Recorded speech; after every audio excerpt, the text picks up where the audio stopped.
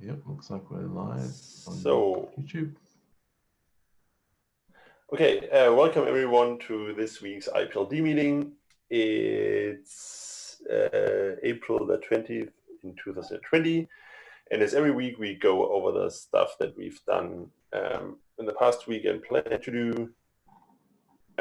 And yeah, so I start first with the thing about that this meeting got now a 1 hour expanded slot, but the plan is still to keep it short. It's just a matter of having, if we run over, having a 1 hour slot so that no other meetings collide with this one.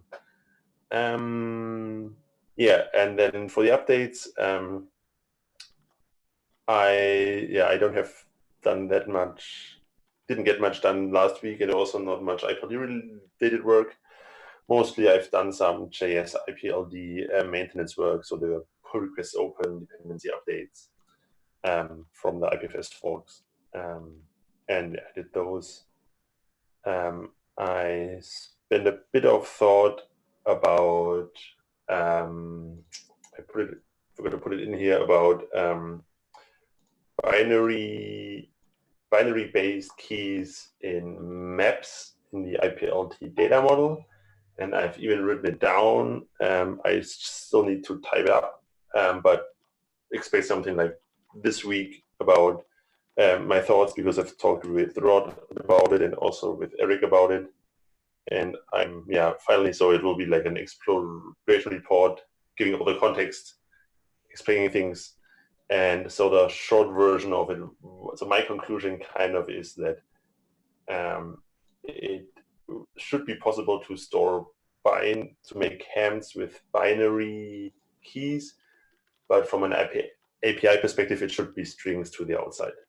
But more details will be in the exploration report, and yeah, we can discuss the details there.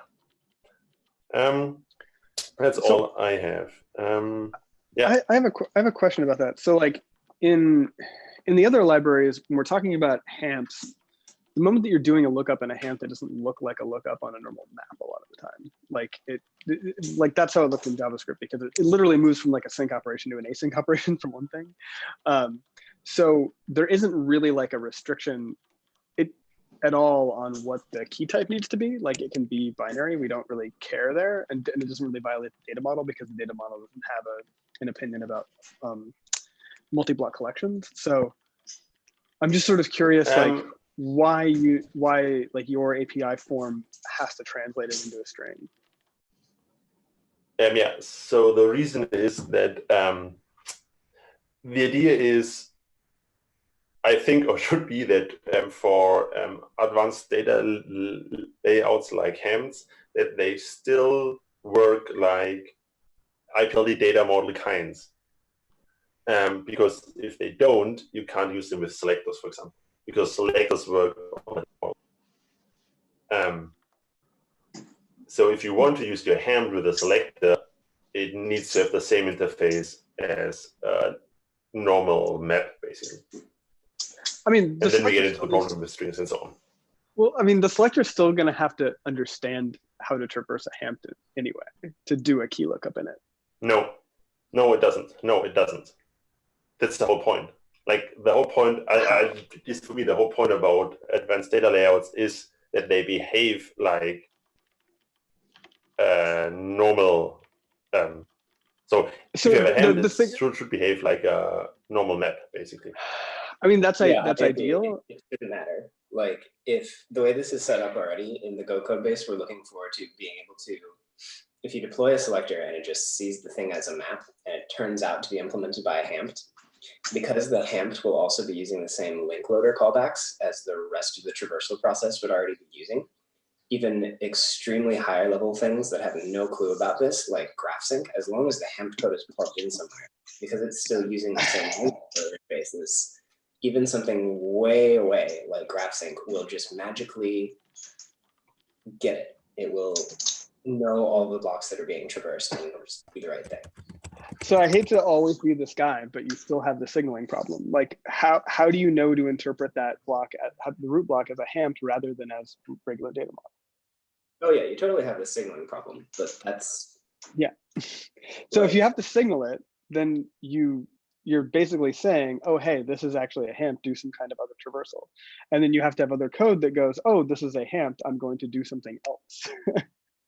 So it is like, functionally different. Like it doesn't just automatically work. Nothing is automatic about that. You're still gonna have to say in the selector, like, yeah, do this lookup in a HAMP. It may still be do a key-based lookup in a HAMP. So it would look like doing a collection lookup, but you're gonna have to say like, it's not just a map, it's the HAMP.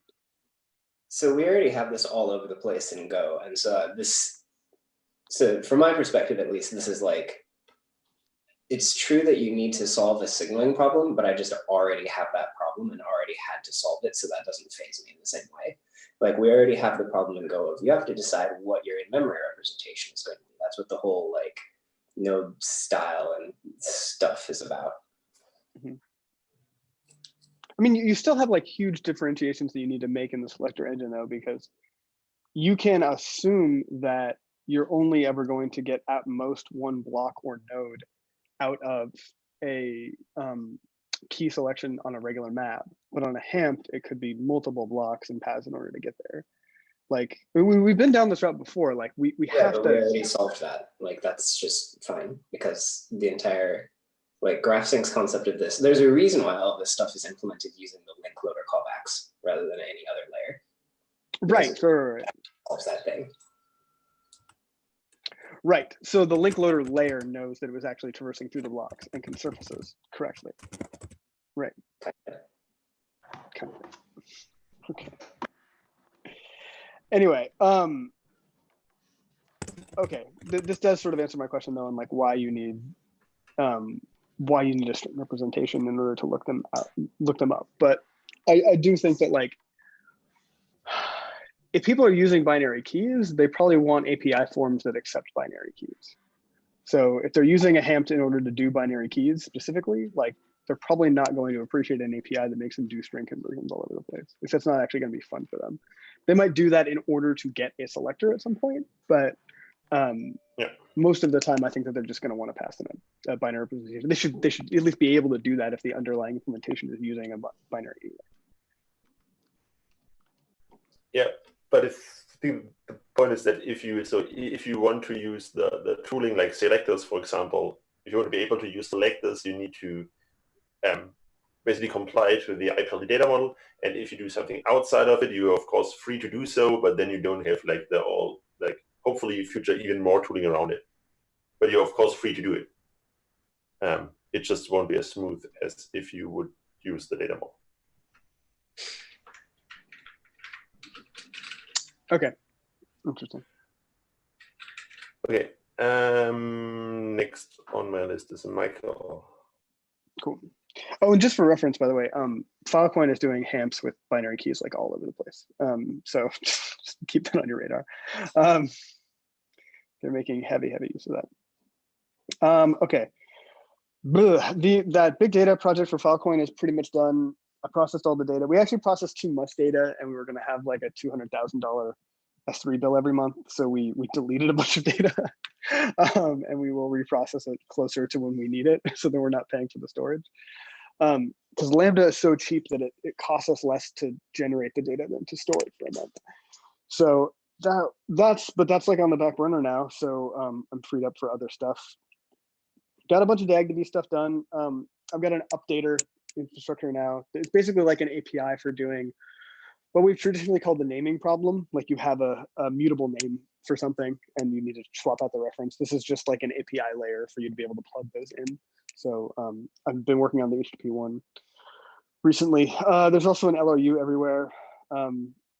Question to Rod in a minute. Do you have a library that's good and consistent for doing globals across the browser and in Node that are guaranteed to be global, even with all of the version mismatching and everything? No, the one I used to use was Reynos's, what was it called? It's called Global or Singleton or something. But it was a bit of a hack. I feel like it's going to be a hack because You're not supposed to do it. Yeah, But let me just quickly have a look. I don't know if it would be good across the browser anyway, but I'll find the link to it and give it to you. okay, cool.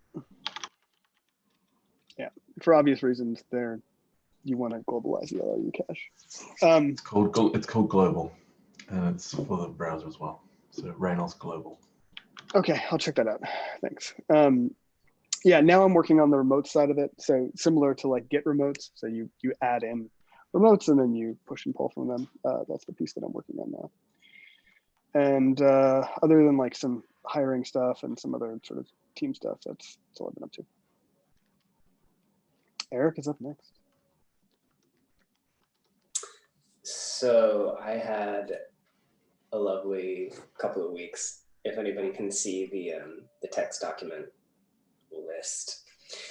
CodeGen is now way further along than it was previously, and I'm really, really excited about it. It's still nowhere near close to done because the scope of the thing is just enormous, but a lot of stuff has happened. String types are now generated correctly. Integer types are now generated correctly. These are just like simple scalar leaf nodes, so those are pretty simple, but they're both just done and can be used in tests now. Structs with maps as a representation, so they're natural representation work. That includes if they've got nullable fields. That includes if they've got optional fields. It includes whether the maybes for each of the types are implemented as pointers or as embedded structs. This is something that I have now made into a parameter that you can control through some adjunct config. So it's not part of the schema declaration because it's something that matters about the Go CodeGen. Doesn't matter about the semantics, just internals. But that's a thing that can be configured now. By the way, there's an adjunct config configuration system piped through all of the templating of all of the CodeGen now, so that stuff is consistent. Not fully wired up is like field renames for a distinction between like what you said in the schema and what you want the symbol to be in the CodeGen, but it's like 90% there. You need a coat of paint over it to actually export it, but all of the guts are there. And the rename directions from the schema layer are supported for struct with map representation. That's nice. And I'm like just getting started. This is such a ridiculous laundry list, but I'm also so excited I'm going to drag everyone through it with some apologies, but like it's so exciting. Structs with string join representations now also work, which is really kind of consequential because this is a working proof of the same type level thing, a struct, with different functioning representation strategies. So we can take a struct and we can do string join, or we can do map representation. And all of the CodeGen symbols for this work. And yeah, it's just really exciting. And all of these things also compose recursively. So you can have a struct that embeds a struct with a map representation that has a field in it that is another struct string join representation. Can even have other structs in it that are more string join representations. They can decompose recursively. Maps work, including with nullable values, including whichever way you choose the maybes to be implemented. All of that works recursively. So that's a lot of things. All of this has a test system now that I'm actually reasonably happy with, which is a huge advancement from previously. For the longest time, I was doing a bunch of this development cycle quick and dirty. So there would be all of the CodeGen stuff. And when you ran tests on that package, it would spit out a bunch of files of the generated code. And then I would switch my editor context to that package, and I would press test over there. And this was my flow. So like CI was not doing this correctly at all. The reporting cycles were split in half. It was just like really not okay, honestly. And so now that's fixed. The new system tests the code generation itself working. It tests that the generated code compiles at the same time. And it has mechanisms for running functional tests against the newly compiled generated code. And all of this runs from within a regular Go test command with totally normal formatting. Despite the fact that I'm saying totally normal, this was insanely hard. It was a big pain in the butt. It took days. What I ended up doing was something using the Go plugin build system and then loading that plugin dynamically into the same process again. So this is a little fragile. It doesn't work on Windows, by the way. So if you're trying to develop this from Windows, I'm so sorry. You will have to drag yourself through the CI remote process on Linux. Is there a path for it to work one day, or is it just like, no? Probably, but it's... Could you have like a multi-step go generate alternative? So like, I should clarify in case this is like, if I'm talking too fast. This is all for the tests. So like you can use this without this. It's just by far the nicest way to get tests done. I did also spend a whole bunch of time trying to do this with like a Go test on one package, doing the generation and then invoking Go test as a sub process. And that was worse. Neither of these solutions really makes me super thrilled in the implementation details, but munging all of the output correctly for the recursive invocations of Go test as a sub process was not even funny. And I'm just gonna like zip my lips before I say anything more about that, because truly some problems are at least funny. This one was not. Moving on. So there is another package that's also doing CodeGen that's not using this this plugin stuff. So that one still kind of has a two-step manual process. But that one has a different purpose. This package is testing the same set of benchmarks as the basic node stuff does. So the hand-rolled no type info, like generically reusable basic node, and CodeGen that represents some of the same topological structures, but using maps and structs, using the same benchmarks. That is kind of exciting on its own. And also, it says what I wanted it to say. CodeGen is faster, sometimes a lot faster. I want to write more benchmarks to say how much, but in like even really small data sets, 25% faster. I'm pretty sure some of these things are also like O of n versus O of 1 scale, so like bigger structures way faster. But I don't have enough benchmarks to say that really well yet, but I'm pretty sure that's what we're going to see. So yeah, that's cool. There is still a ton of work to do on CodeGen. So like lists aren't done. They should be easy. I just haven't done them yet. Unions aren't done, and those are probably going to take a while because with the like 5 different flavors of them, there's a whole bunch of code coming there, and it might have some challenges in it, especially kinded unions because they're just very different. There are a bunch of other random representations of structs that aren't done yet, but they should all be doable because we've already got the 2 major differences proved out, so we know it can be done. Error handling is going to take a lot of polishing. I've just been flying through this without too much effort on that because brain stack depth limit. So type literal generation is also not included, which I'm skipping over for now because nothing is like directly depending on it. So like some errors would love to have it because it would make them clearer, and some other like meta reflection would love to have this, but none of those are in my minimum viable feature set right now. So, and then the one biggest caveat is if you want to use this, none of this is wired up to be invoked from a schema document yet. It's still all driven by code. So you have to like use these dirty temporary builder functions. And someday we'll get over that, but not today. So that's exciting. And at this point, I would love to beg somebody to do a bit of a skim around this huge PR diff with me and sanity check some stuff.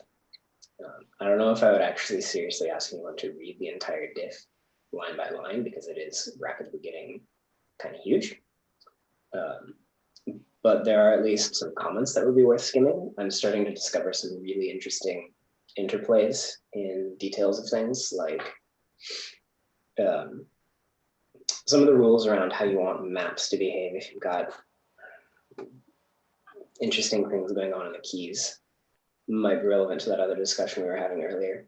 It turns out that there are some situations where like I really want to coerce this one kind of argument in order to make sure that path segments, the thing that's used by selectors, can actually be semantically applicable. There's just lots of stuff like that building up. It would be really nice to have another set of brains looking at this and making sure it all checks out and just like somebody's aware of the potential ramifications. So, yeah. And then I'm Is that a probably PR now? It's a branch. I tend not to push PRs in the UI until way too late. Maybe I should. Yeah. PRs are easier for discussion, of course. You might want to draft PR. You're probably going to want to like synchronously with me a little bit because it's really big and I have not written coherent overviews of it. It's like, it's draft would even be pushing it. There's massive amounts of implementation that has some pattern, but the pattern's definitely in my head and not in a document, so it's going to be rough to read alone. But hopefully soon that'll change. Oh, it sounds like Volker's got time to help, and Volker's head's probably in a good place at the moment, with going through the Rust stuff and also grokking the whole string keys thing. So I'll have a look, but with my progress on that last PR, I didn't get all the way through before it got merged, so I won't hold anything up. I appreciate the thoroughness with which you do try to read things, but yeah. Yeah, so that should about wrap it up for me then. Oh, excuse my yawning. It's far too early here, and I'm not fully awake yet. So there's two main things that I've been poking at. One is this Filecoin multi-codec stuff, and that's been going on in the multi-formats / multi-codec repo. Started from pull request 161 and then issue 168 covers the same thing.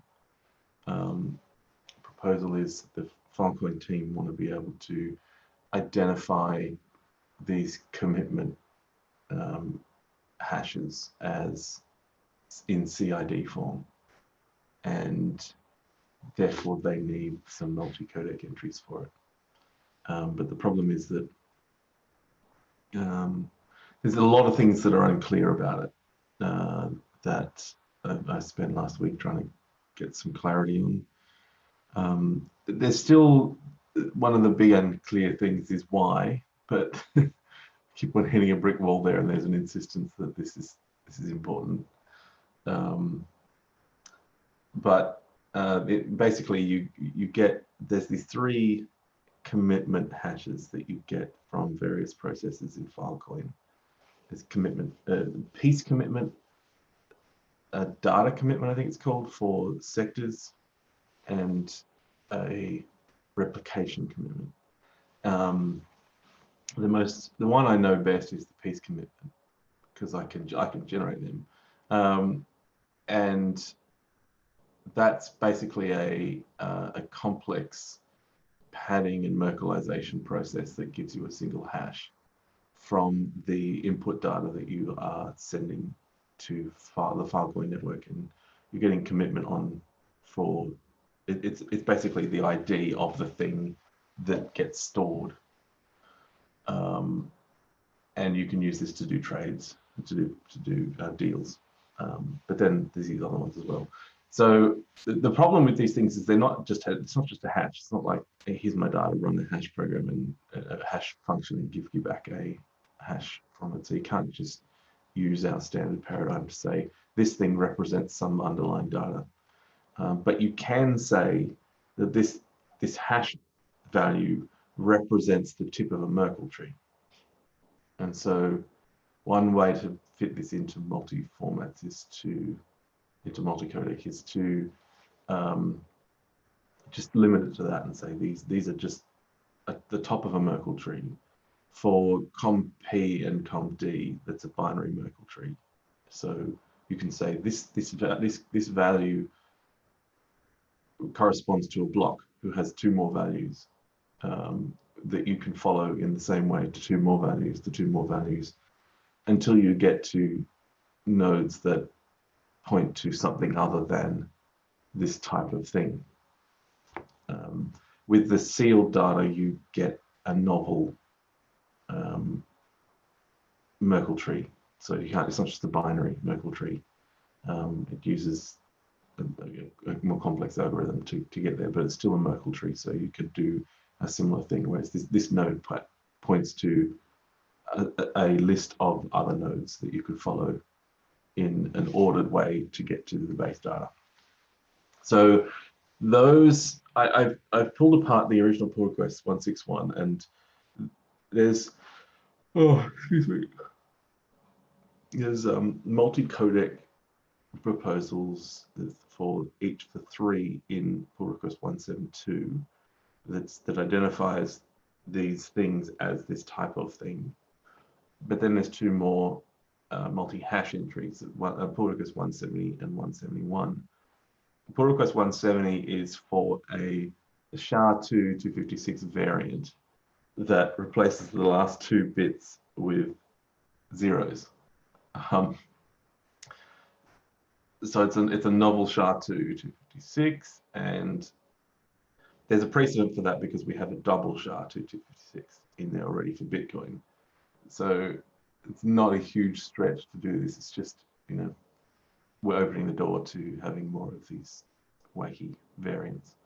So there's some discussion about the name of that because it's currently called Trunk 2, and the trunk may not be the right word. So or the 2 might not be the right signifier. There's a little bit of discussion there, but I think we might be arriving on something.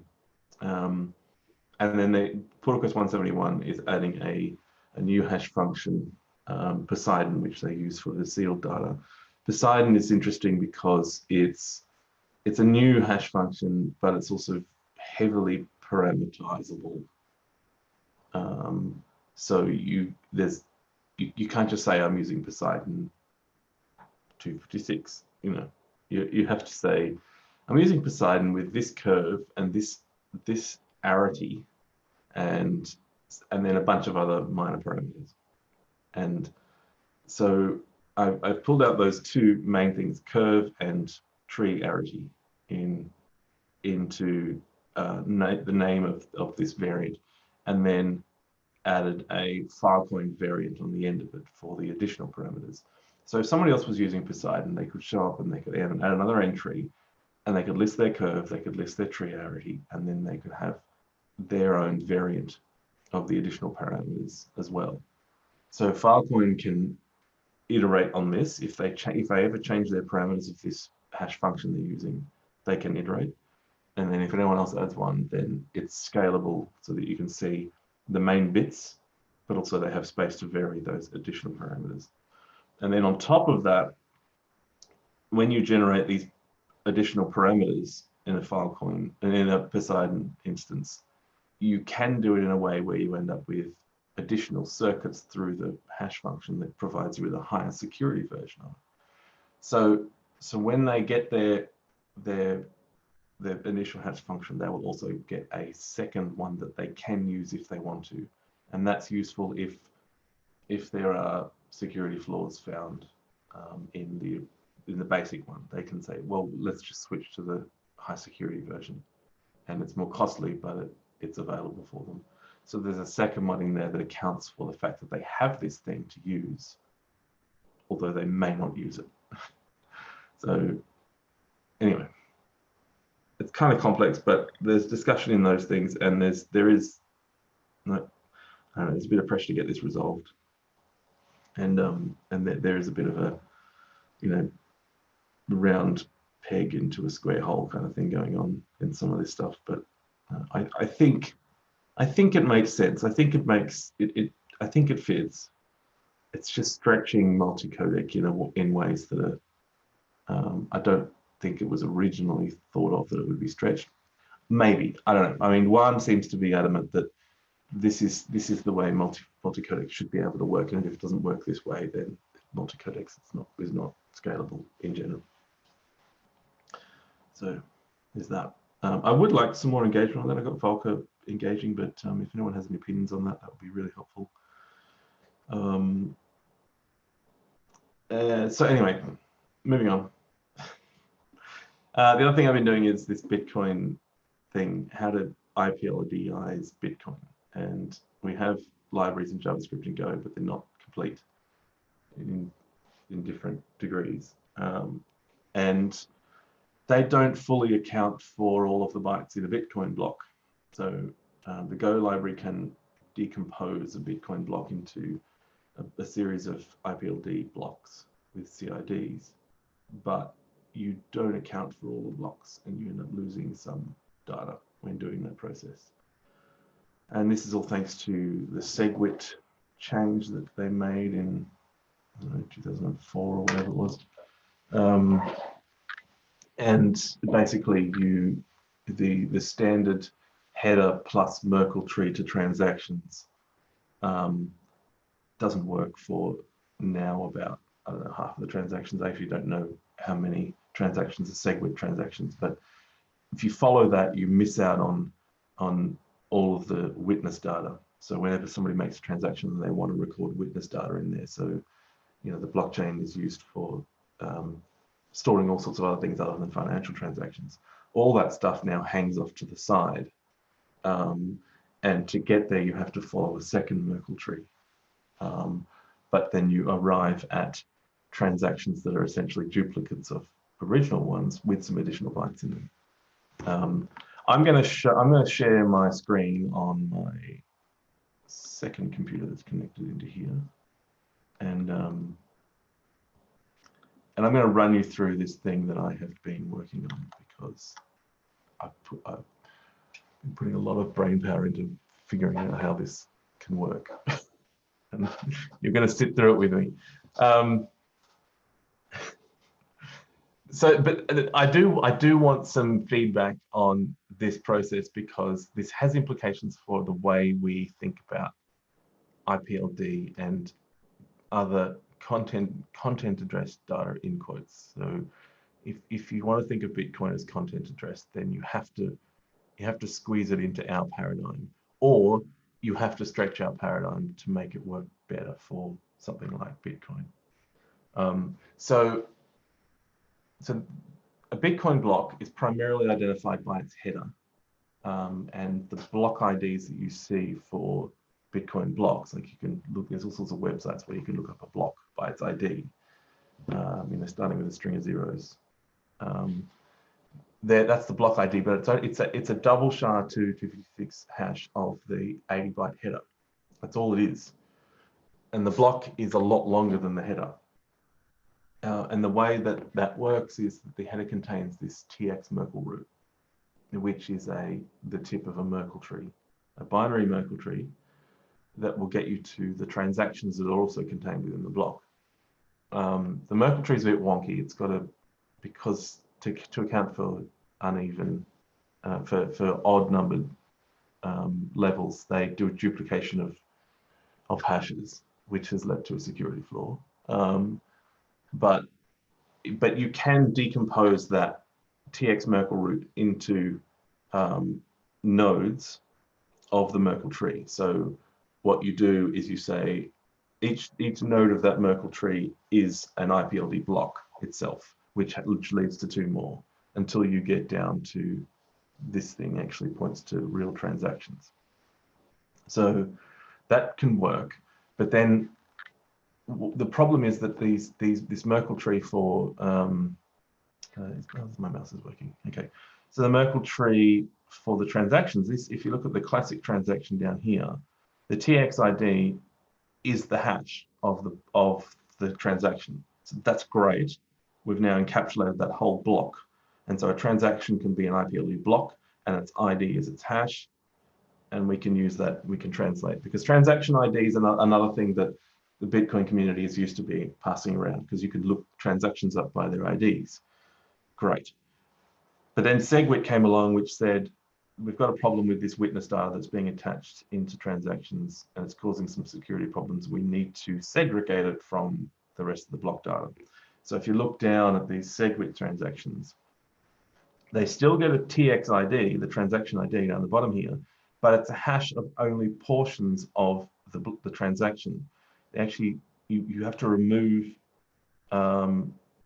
two main sections in the middle of the transaction data to get the hash that gives you the transaction ID.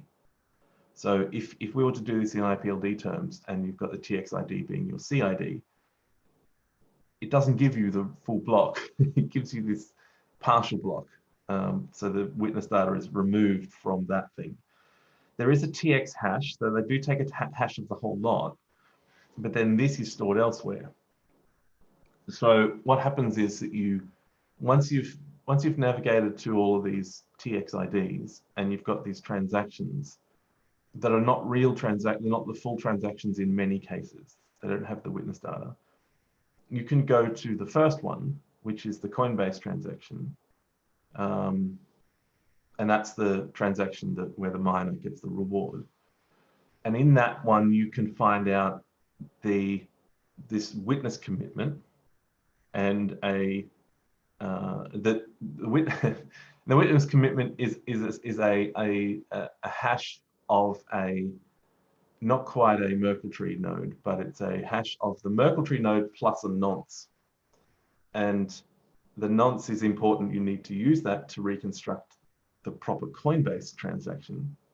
But then the Merkle tree node that it's paired with will give you a Merkle tree that actually uses the proper hashes of the transactions. And so you can reconstruct the first transaction using that nonce and the witness commitment. And then you can reconstruct all the rest of the transactions by following that Merkle tree down, and then you've got their proper hashes. So if you follow all that, you'll see one of the problems here is that we can deconstruct a Bitcoin block into this doubly Merkleized structure. And so say there's 100 transactions in a block, you've got 100 basic transactions, then all of the Merkle nodes that lead up to the Merkle root. But then you've got to build a second Merkle tree that leads down to the same transactions again, where about half of them are different, and they've got these witness data in them. So the main issue with that, well, aside from the complexity, the main issue with that is the fact that there's duplicate data.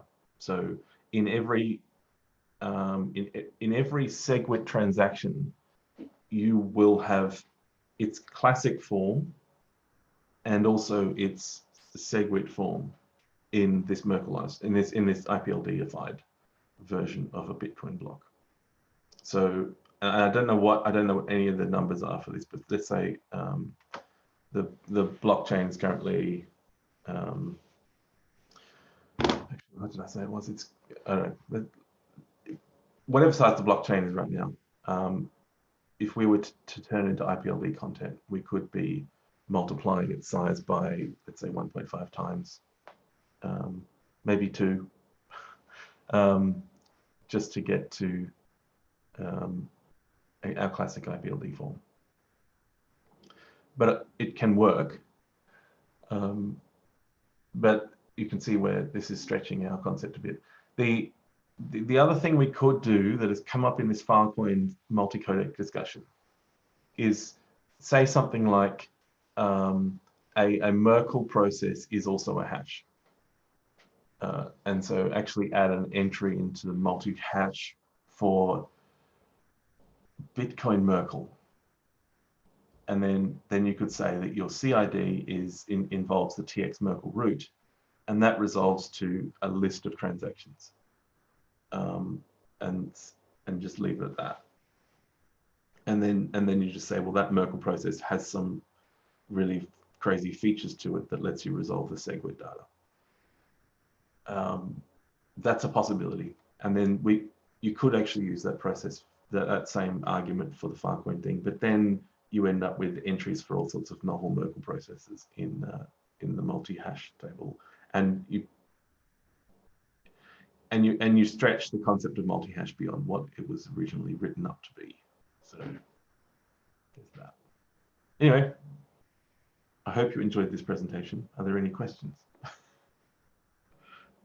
So many. I'm not sure I entirely followed why they want to embed some of the segregated witness information in this sequential range of bytes, but then not hash it. That's just interesting. Yeah, I guess that doesn't necessarily matter. We just have to kind of deal with it at this point. But so it's you can read about it in BIP Bitcoin Improvement Proposal 141. That's where SegWit came from, and yeah, and look, I'm just going to quickly read the abstract. This BIP defines a new structure called witness that is committed to blocks separately from the transaction Merkle trees. This structure contains data required to check transaction validity, but not required to determine the transaction effects. In particular, the script signatures are moved into this new structure. The witness is committed to the tree that is nested into the block's existing Merkle root via the Coinbase transaction for the purpose of making this BIP a soft fork. This BIP soft fork compatible. A future hard fork can place this tree in its own branch. So there's something, and I don't quite understand it, but there's something about the fact that this witness data can be used by miners to manipulate their hashing process, because the witness data is like an addendum to actual transactions. So it's essentially nothing to do with the financial aspect of the transactions, and they want to make sure that when miners are hashing these transactions, that they are varying the right parts of the block to get to their winning hash, rather than getting into witness data and messing with that and putting crazy bits and pieces in there. I think that's the main thing behind it. So it may also have something to do with can the miner choose to include this or not later after they find a hash. So they're hashing without including or considering this witness data, and then putting that in as the block actually gets created afterwards, and that shouldn't then matter and let them change anything. Could do. It's one of these things where I've decided not to understand it too deeply. Just accept the fact that this crazy thing exists. Yeah. But it raises a question, though. Yes, this thing exists, but is it in a way part of the blockchain? It isn't, is it? Well, didn't you say that there is an ID that includes all of that data on the hash comes back into there. So it's segregated, but it's not fully separate. It's segregated from the transactions, but it's still included in the block hash. So in through its own Merkle process. So it's not entirely separate from, like, varying this stuff will vary the hash of the block. So I guess the reason, like one of the reasons they did it this way is so that they can reuse the storage mechanism of the blockchain to basically store this somewhere, but at the same time not have to change what TXIDs are like and stuff like that. So that probably answers Eric's question. Yeah. But my question is then, if we represent the blockchain without the SegWit data, is this a functional blockchain or not? If we did, I think we'd lose a lot of information that people are using witness data for. It's, people say, well, I've verified this by storing it on the blockchain. People do things like that. They can record history by saying, look, I pegged this into the Bitcoin blockchain at some point, and you could look it up, verify that it's there. All that would be gone, and that data would be interesting from an IPLD archival process. So let me take a stab at summarizing this. I'm not sure if this is correct. I'm still trying to process, but it seems like what we're looking at is they have what we might try to map into two different concepts of block, but they've actually got one physically inside the other. So that's kind of giving us head spins because that's just not how we would normally think about it.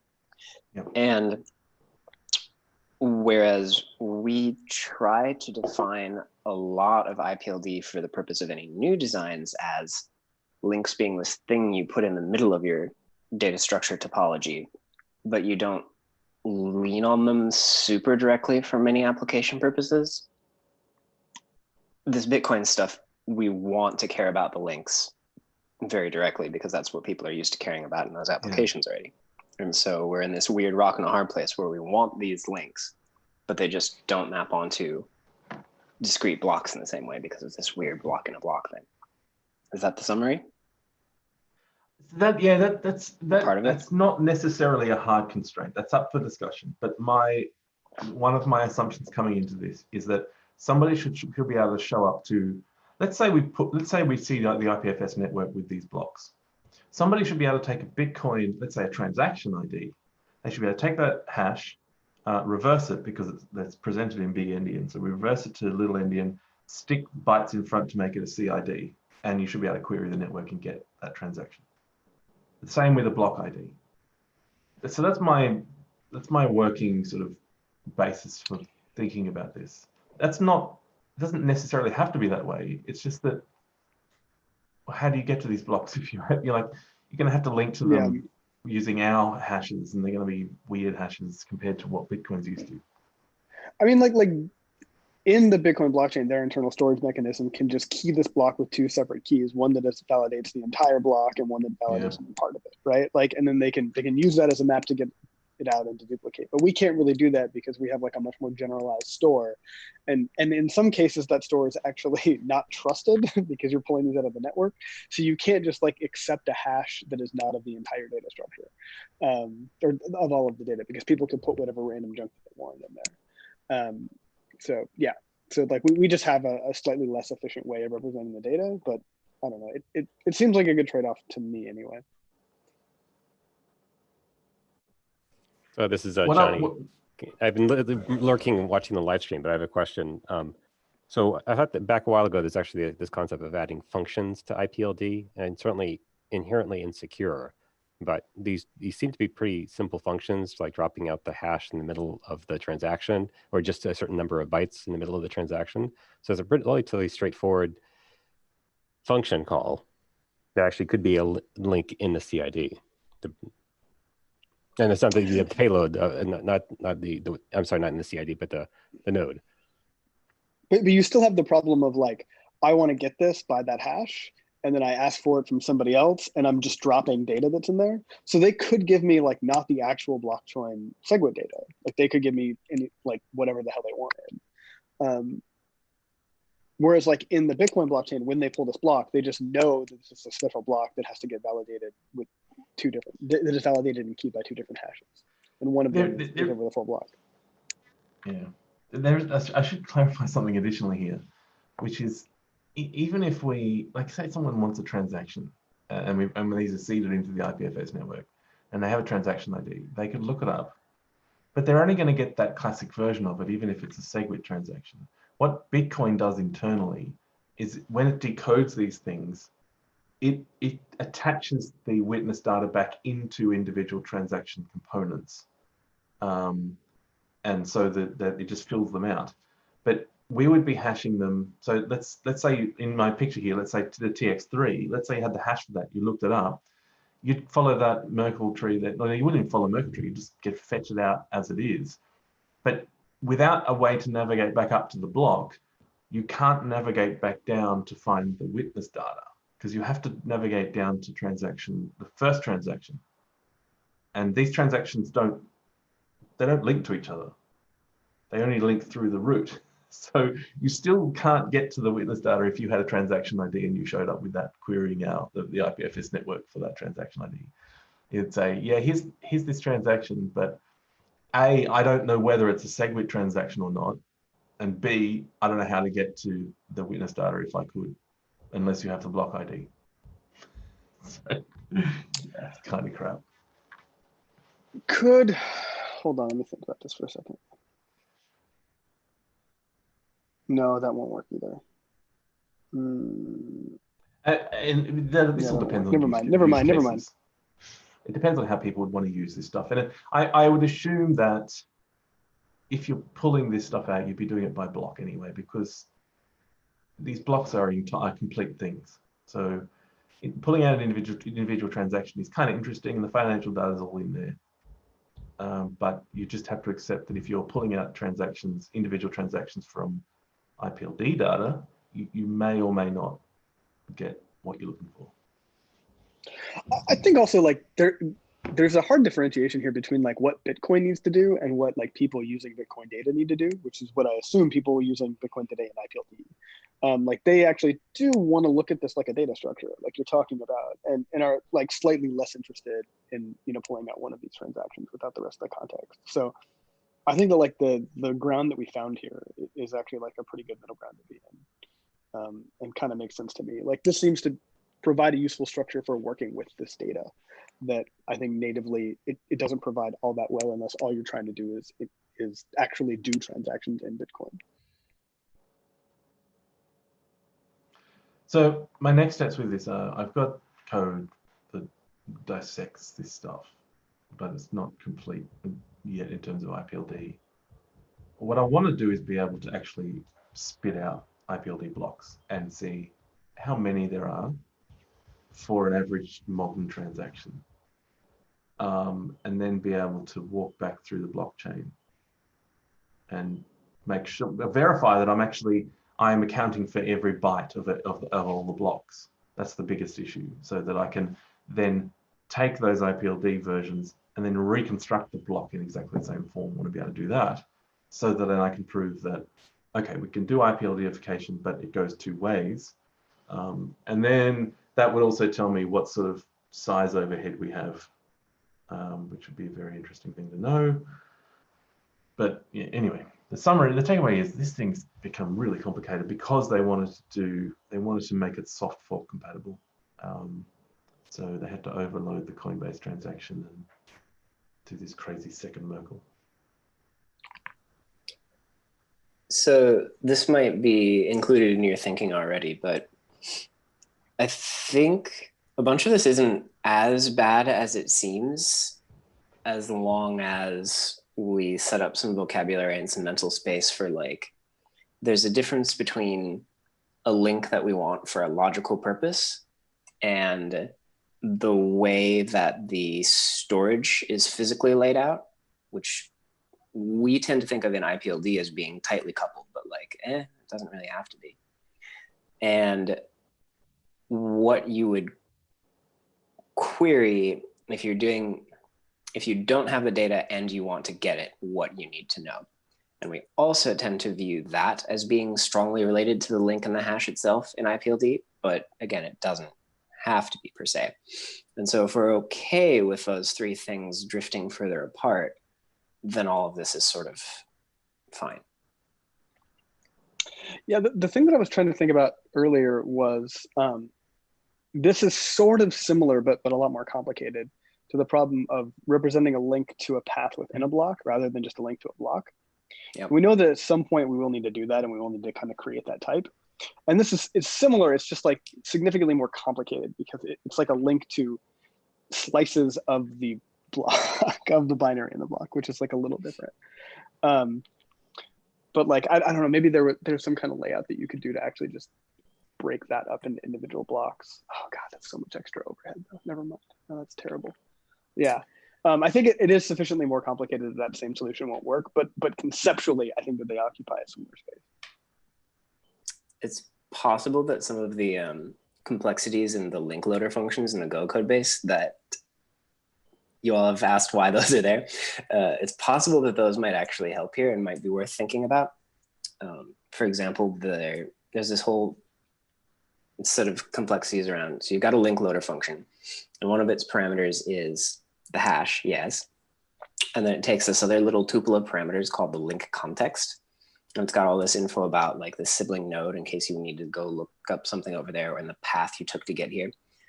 And it's possible something like that could be useful here as well, because one of the things I was originally visualizing with that whole link context scenario is, oh, if I have some type information and I want to use that to infer that I have this different sharding of my physical storage on disk based on application logic, you know, these are things that you would have to write some glue code around, but you could do it.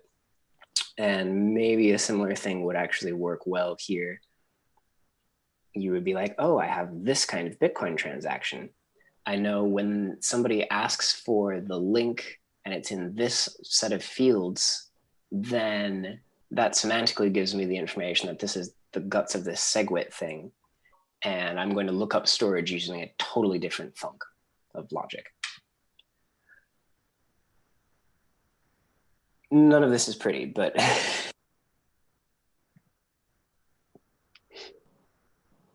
yeah, the fact that we wanting to be able to make their transaction IDs and block IDs useful puts a lot of constraints on how we can lay these things out to be useful. We have I mean, we have got a lot of power with the way we can navigate through blocks and nodes within blocks. Like if you had a block ID, then you could build a selector that would get to everything really nicely. But the transaction ID problem does have some real drawbacks. So if we extended the IPLD Explorer, for instance, on the web to be able to understand Bitcoin blocks, we could actually make it something that was close to all these various blockchain explorer websites out there where you can put in a block ID and get all this information about them. We could do that if we had all this stuff in the network, but you couldn't do it for transaction IDs. You could only get basic financial data for them. And there wouldn't be a way to embed a navigation back up to the block from the transaction ID unless you also had a metadata lookup system, which is not how IPLDs works. Like we don't reverse back up a tree. You just can't do that. Anyway, the takeaway is that I can account for all the bytes and turn it into IPLD. It's just not pretty. And I think this will extend to other blockchains as well that have all the blockchains that are based on Bitcoin. They'll have similar challenges, but then this whole ecosystem thinks about content addressing in this very heavily Merkleized way, and we witnessed a lot of that with Ethereum recently when we had a discussion with them. This sort of obsessive Merkleization down to the bit level was very interesting. So yeah.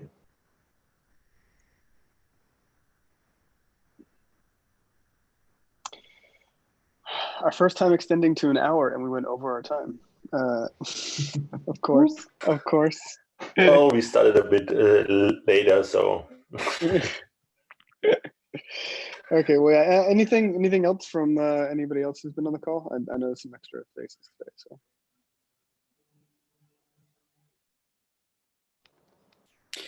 I just wanted to bring up that we didn't really explore, like Rod did mention it, adding hash functions that are not really hash functions, but we didn't really delve into that. If we add something to the multi-hash table, does this mean that any like Go CID library or anything like that, or a CID will have to be able to implement and and understand every single CID and verify everything? No, and we need to do a better job of calling this out, because the way that we've implemented a lot of these libraries so far is going to have to change, and we need to make sure that we're not holding things up in multi-formats based on the existing implementations. So implementation should not assume that they have the entire multi-codec table, or that they can support everything or even anything inside the multi-codec table. Like, you only know the parts of the multi-codec table that you support, ideally. And we got to move away from shipping around support for everything ever. Like, that's not going to scale. We already have bundle issues in JavaScript, and a lot of our code bases are like way unnecessarily large because we're pulling in every codec ever and every hashing function ever. So no, things are going to go on the table that not a lot of people support, and that's okay. Yeah, that answers the question. That's great. Yeah. The base problem is that currently multi-hash is described as supporting well-established hash functions. That's what we're stretching here. Yeah, but that text is mutable. We can go in and write new text to define that. I think like at the end of all this, once we've sort of shored up the Filecoin and multi-format stuff, we need to go back to the governance and just docs in general around multi-formats and change out some of this language to be a little bit clearer. Because I think that a couple people have had really consistent ideas in their head about what these things should do, but we have not done a great job traditionally of communicating it. So we need to like really sit down and write it down in a consistent. I will say that I have more consistently encountered the idea that Merkle trees should be treated as where the individual nodes are blocks with their own CIDs. That's been a more consistent thing I've encountered across people who have done work in this area, and particularly protocol labs people, than the idea that the whole Merkle tree should be a hash function that we can put in multi-hash to address the base data. That's just... What I was going to say, there is also the time pressure of like we are ratifying some of this, a portion of this table with the IETF. Yeah. And what exactly are we ratifying then? So we do need to make sure that the language, any language changes make it in there. But for the most part, the table is not going to the IETF. The table would go into an IANA registry and it remains mutable over time. So we can continue to add things to it. There's no ticking clock on like getting stuff in now or later on that. Right, that language well established is in the IETF document already. Yeah. We exactly. may want to change that. Which part basically is like, are we just saying that this is a table of IDs and anything else is kind of, subject to change a little bit, or it's more than just the IDs? Because right now, if you look at the repository, it's definitely more than the IDs. It's the IDs plus stuff. But the IETF submission splits out multi-hash into a separate thing. And then says this is multi-hash and this is multi-codec. But we use the same table, I think, for both of them. Yeah, it's all in one table. So I think the table is just defined as like, the identifier. Like this is just numbers to identifiers, basically. Oh, and multi-base too. So it actually splits out multi-base, multi-hash, and multi-codec. Well, yeah, because multi-base isn't actually in the table because it can't be for obvious reasons.